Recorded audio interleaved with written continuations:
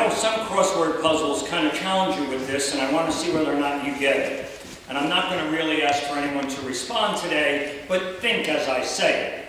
We have special names for groups of animals. Lions all stay in a pride. We have flocks of birds. We have dens for bobcats and other kinds of foxes and creatures like that. For whales, they stay in pods. And congregations, they stay in the fold. So now one of my questions is, which fold do we belong to? Now I know that if you were to count just in this close proximity, there are at least 6. And they're all doing the same thing this morning. They're all worshiping God. Well, one of them worshiped God yesterday. They're close enough, but they worshiped yesterday. And so they're also honoring and glorifying God in their own manner, in their own way. But of all the animals that I just mentioned and all of the specific names that they have as they join together in a group, they are different species. So they do things differently. They eat differently. They actually respond differently. They treat other animals differently. And we, as part of the fold, are all supposed to be working together. So what happens? Why are we all doing something different? Where did that change begin? When did, all of a sudden, the fold scatter? Word is in the gospel today. But the one thing that really drew my attention as I read through this gospel is that we are supposed to be unified, joined together. This is not Unity Sunday. This is Good Shepherd Sunday. And so I could easily try to make the connection between my being a hired hand, shepherd, or the hired hand in the story who runs away, or am I some other title? Is there some other function for me? Am I a part of the fold? Do I keep the gates closed so that no one else can get in? That's not necessarily a good thing, is it? We want our doors open so that anyone who wishes to join this fold would come in and feel welcome. But we don't want those to come in who are going to threaten us, who are going to perhaps do some damage to us, who could possibly hurt us. And so there is the need for a good shepherd, someone to protect us. But then it separates us. And I think how difficult it is for each one of us folds along this street to get along with each other and to understand and realize that we are worshiping in the same manner to the same God. I get asked that question quite often. How do you think you view God? Is God the same God in this place as it is in that place? That question comes up most often when it involves the people who are Islamic. What does it mean to worship Allah? Different name, whole different context, certainly a different type of worship. Is it possible that it could be the same God? I think that the beginning it was. Again, if you do any of the history, you know that we all take our roots from Abraham. And so even the Jewish faith, who has another name for God, Yahweh, and they will not fit all of the letters in when they say it. They leave the beginning letter and the last letter because they don't feel worthy enough to be able to say that name. They worship and honor God in different ways than we do. So why is Jesus suggesting that we all should be unified? That those that don't belong to this fold, but belong to another, are also known by him. What makes us all aware that we do belong to the same God? I thought really hard about this during the week because I've had some contact with 2 of our clergy who don't participate in the clergy conference that we have on a pretty monthly basis, where we do some ecumenical things together. And often we enjoy the opportunity and the challenge it takes to honor each other. But in that correspondence, it became clear to me that there is a major difference. And that to honor that, we need to be very much aware of what we are saying all the time. Who are we? What does this fold say out loud to the rest of the world? I've often mentioned this to you because, again, it's evangelizing. It's going outside these doors and saying, look at us, come and join us. We're doing good things. We know that you can join us because we need you. But you see, what happens is very often the people that come in the door get checked off on a checklist. Do they do this the same way we do? Do they do that the same way we do? Do they understand why we do this or we do that? Do we understand why we are even separate?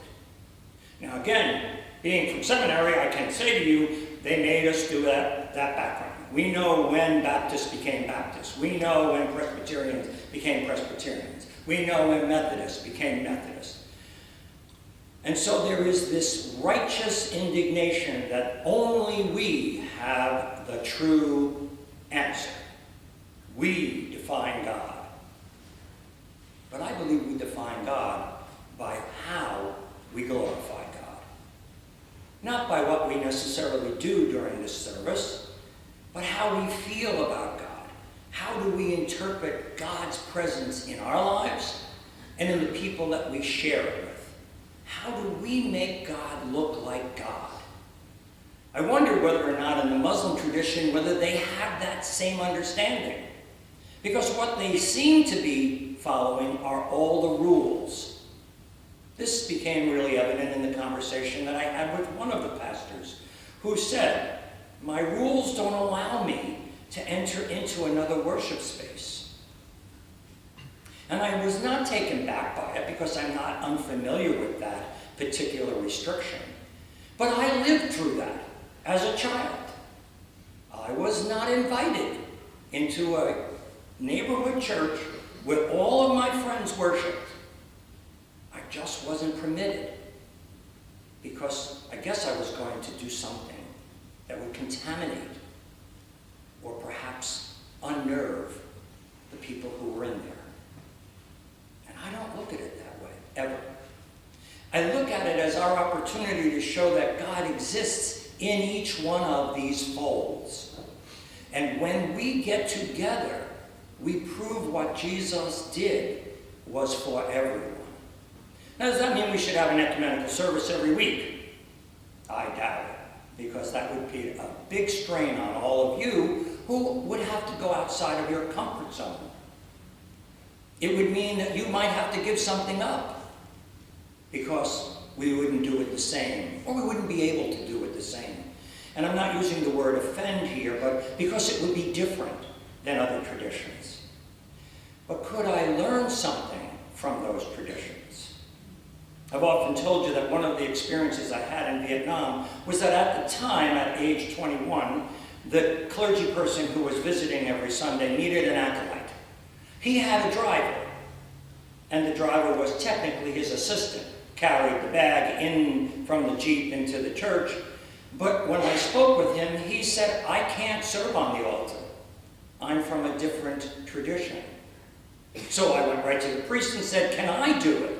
He said, of course. I could always use the extra hands. And then our little chapel, which was a universal chapel, every tradition was permitted to worship in that space, was hit by a bomb and burned to the ground. And the only building left on the property, it was an Air Force base, was the Vietnamese building for worship. And they opened their doors and invited us to come in and worship in their space. And so they shared that space with us. Saturdays, Sundays, whatever day was necessary. And although we didn't worship together, our feet touched the same hallowed ground. And that became quite significant for them and for all of us. And this particular occasion happened to occur. The bombing occurred just before Easter. So, of course, every one of our traditions said, where are we going to celebrate Easter? And they didn't really want to do it out in the open, so the place that became available was that chapel.